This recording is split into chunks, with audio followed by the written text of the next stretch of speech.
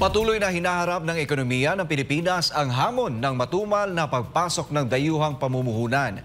Isa sa mga pangunahing dahilan nito ay ang kawalang tiyak sa sitwasyong pampulitika ng bansa. Ayon sa isang ekonomista, si Jane Codnita magbabalita.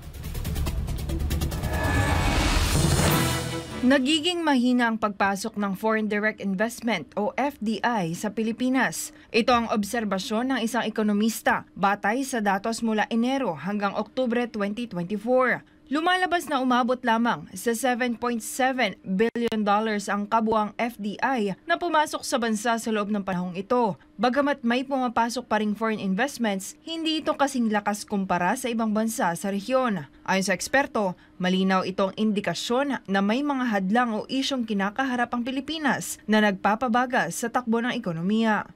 Well, maraming mga posibleng explanations dyan, MJ, no? Is meron tayong internal and external factors, no?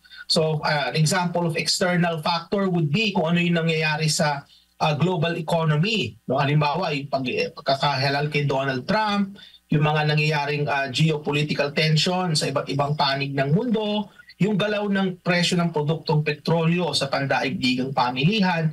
These are examples of external factors, no?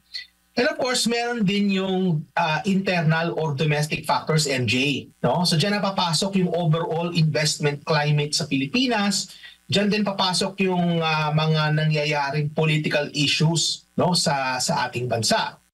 Ayon kay Batu, ang sitwasyong pampulitika ay may direktang epekto sa ekonomiya, kaya't hindi ito dapat ipagwalang bahala. Inihalimbawa niya ang ilang kasalukuyang isyu sa politika na maaaring nagpapabawas ng tiwala ng mga mamumuhunan, kabilang ang impeachment case laban kay VP Sara Duterte, ang 2025 budget controversy, mga aligasyon ng katiwalian at ang patuloy na pagtaas ng presyo ng bigas. Dagdag pa ni Batu, para makahikayat ng mas maraming dayuhang mamumuhunan, kailangang mapanatili ng bansa ang political stability, gawing mas transparent ang economic policies at pagandahin ang overall business environment sa bansa. For the last 2 years actually, makikita natin na yung ating sitwasyong pampulitika ay nagiging unstable, no? At sa ngayon, makikita natin na merong impeachment, hindi natin alam kung anong mangyayari sa hinaharap. Hindi natin alam kung matutuloy ba itong impeachment na ito. Hindi natin alam. No? There's a lot of uncertainty. And these uncertainties, mga kababayan, this feeds on investor sentiment. At kaya po makikita natin na yung mga investor nag-aalangang mamumuhunan sa atin. Kasi hindi nila alam kung anong mangyayari sa sitwasyong pampulitika sa ating bansa.